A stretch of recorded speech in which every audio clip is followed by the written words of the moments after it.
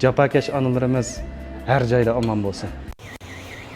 Kızım, aldırmayın aldığınız maşina motorlu belki. He. Bilemem öyle. Ulan ne var ses?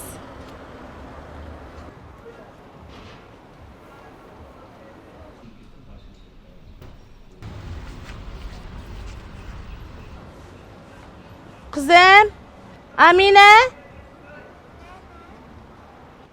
Neymiş kılıvatsız balamı ya da? Aynen.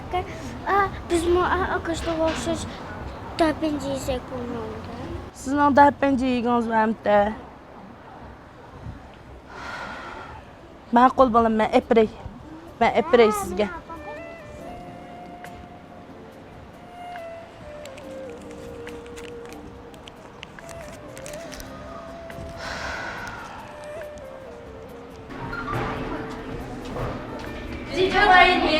Sizlik bir kızarlar çıktı.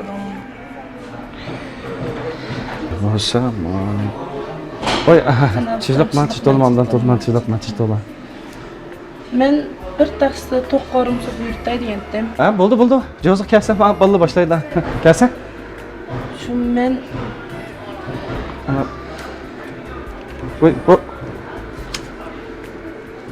yenimda jiq qilib ekan. Mening shu qizimning bek yegiz kelib ketgan shu to'qqorimizda. Shu mendan amal yo'q. Emishdan bir layiqlan bir baslim bo'lib ketdim. Qapılmay. Ha, bo'ldi. Kelsa qilpasin balli. Yo'q, o'tiraversin. Balam yetishmamiz narsaga. Balam yetishmam. Buzaysangiz bo'lmaydi.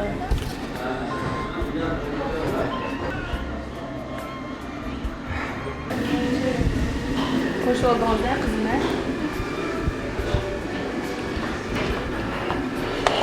Vaa, dördüncü geldi ya.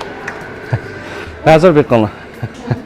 Ustam ben bunda cık buyurmadım. Bu pek cık olab ketipti. Yeli ben bunun pulunu beremey kalamam. Ensirmisa xanım, bu bizden ko'nglimiz. Şunda olsun, bunda qilsak bo'lmaydi ustam. Mening pulimga layiqlan ba'zilar oldu. Xanım, bugun sizlar bizning do'kon ichigan 100-chi bizning ta'liylik mehmonimiz. Shu bu sizga bugun bekarlik. Rahmet ustam. Onun ustiga bir muncha so'g'aq sayilni qo'shib chiqarib turibdilar buningga. Arzimaydi.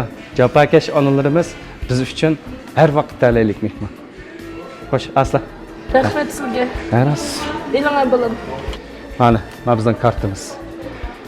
Oy bu Yak. Hanım, yak. Silyanç bo'lsa. Bizning bu jinji to'qqorimxonamiz bu da bir yana da bir faoliyat qildik. Sizning qo'llaridagi kartı bo'lsa, davomli bizning do'konni kelsira, shu kundagi yegan narsaning hammasi 20 ba bo'yicha ma'lum. Bu bizning ko'nglimiz. Rahmet sizga. Rahmet. Biz qizimning arzusini amalga oshirib qo'yganlarga. Bunda deymizlar. Japakesh onalarimiz har joyda omon bo'lsin. Tantirishaylar. Hazır e'lonlar. Rahmet ustam sizga, rahmet.